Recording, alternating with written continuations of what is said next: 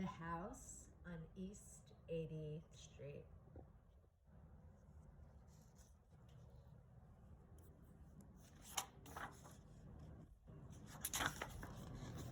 This is the house on East 88th Street. It is empty now, but it won't be for long. Strange sounds come from the house. Can you hear them? Listen. Swish, swash, splash, swoosh. Swish, swash, splash, swoosh. Loudly and clearly the sounds now rumbled through the house. It's just a little thunder, Mrs. Prim assured everyone, when a citywide storage and moving man carried in their potted pistachio tree. Everyone rejoiced.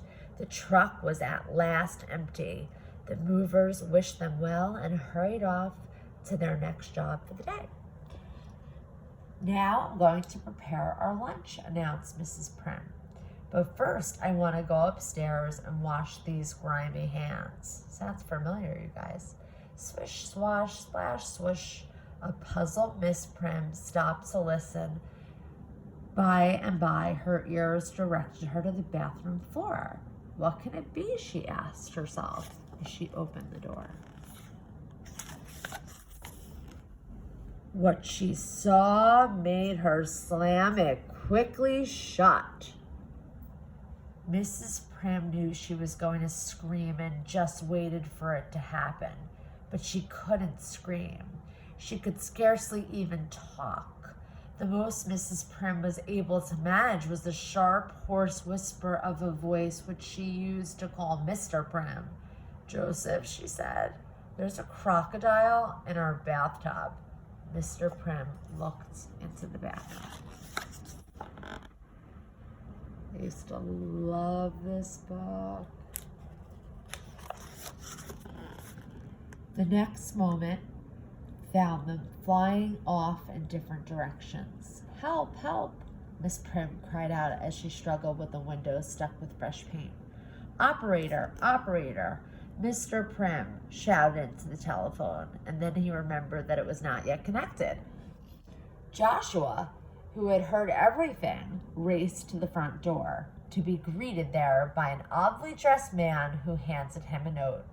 This will explain everything about the crocodile, said the man, leaving quietly but swiftly.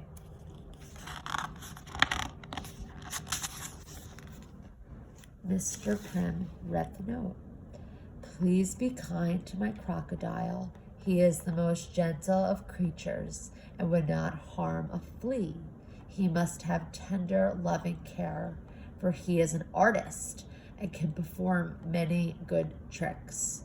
Perhaps he will perform some for you. I shall return. Cordially, Hector P. Valenti, star of stage and screen. P.S. He will only eat Turkish caviar. P.P.S. His name is Lyle. Turkish caviar indeed, exclaimed Mrs. Prim. Oh, to think this could happen on East 88th Street. Whatever will we do with him? Suddenly, before anyone could think of a worthy answer, there was Lyle.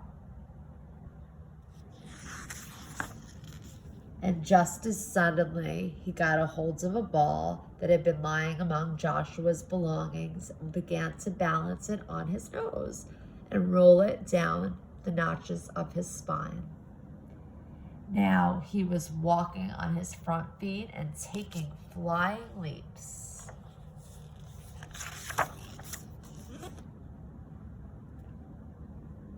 Now he was twirling Joshua's hoop, doing it so expertly that the Prims just had to clap their hands and laugh. Lyle bowed appreciatively. He had won his way into their hearts and into their his new home.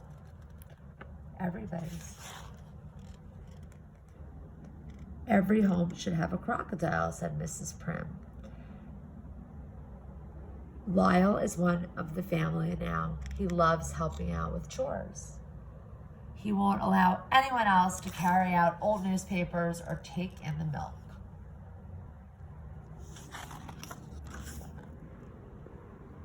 He folds towels, feeds the birds, and when he sets the table, there's always a surprise.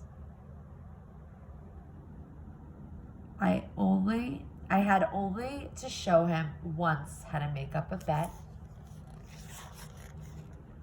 People everywhere stop to talk with him. They say that he's the nicest crocodile they ever met. Lyle likes to play in the park. He always goes once around in the pony cart. And now he has learned to eat something besides Turkish caviar, Italian ices. Lyle is a good sport. Everyone wants him to play on his side. He is wonderful company. We take him everywhere. Just give him Turkish caviar and his bed of warm water, and he is happy as a bird. One day, a brass band paraded past the house on East 88th Street. The Prim family rushed to the window to watch. They called for Lyle, but there was no answer.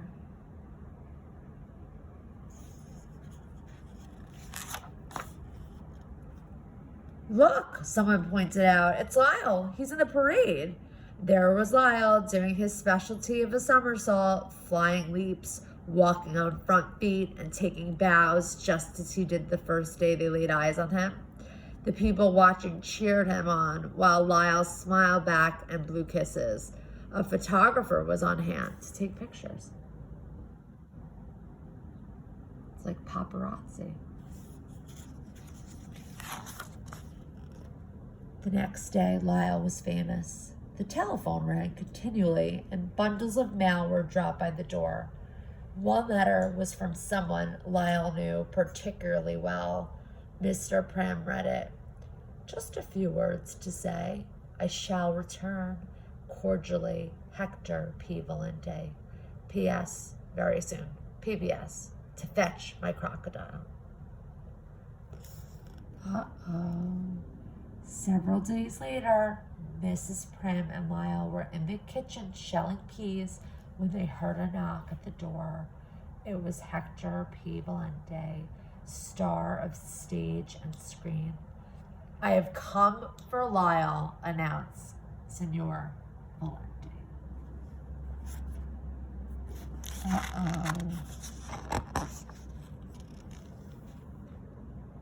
Senor Valente had big plans for Lyle. They were traveling far and wide. Stayed in many hotels, where sometimes the tubs were too big and other times too small or too crowded. Senor Valente did what he could to coax a smile from Lyle. He tried making funny faces at him. He stood on his head. He tickled his toes and told him uproarious stories that in happier days would have had Lyle doubled over with laughter. But Lyle could not laugh, nor could he make people laugh. He made them cry instead. One night in Paris, he made an entire audience cry. The theater manager was furious and ordered them off the stage.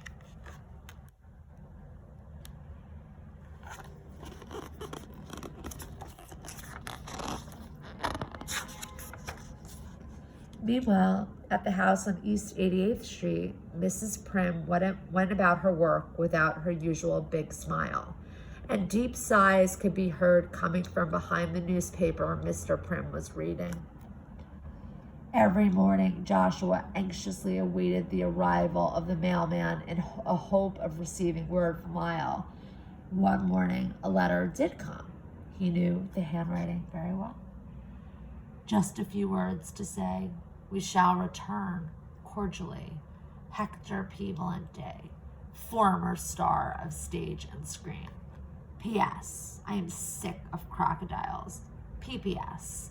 and the tears of crocodiles. Ooh, that's good. Not too many days After the Prims were delighted to find Hector P. Valente and Lyle at their door.